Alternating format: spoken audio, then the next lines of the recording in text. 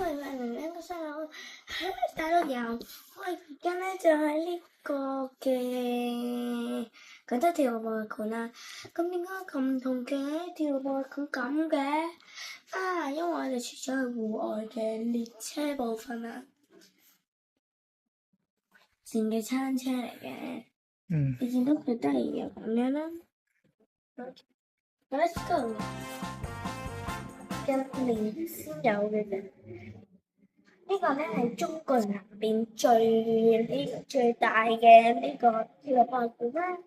咁我哋咧就可以見到好多鐵路模型啦，同埋呢個都係新嘅，所以我都建議你大家都可以嚟睇下。我覺得咁呢啲咧就係呢次鐵路嘅標示啊，佢去邊度嘅一啲牌啦。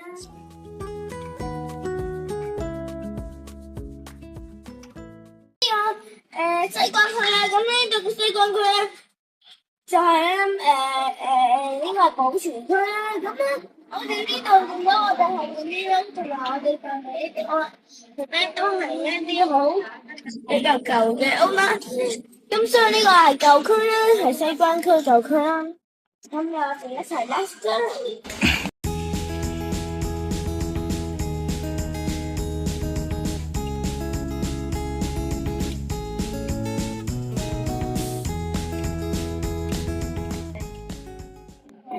有新交通啦，白色嘅交通啦。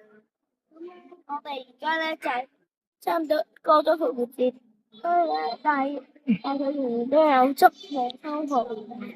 咁呢個咧就係哥德式嘅建築啦。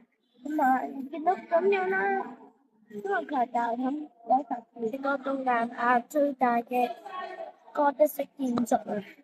咁啦，所以咧可以喺教堂入邊咧係有可能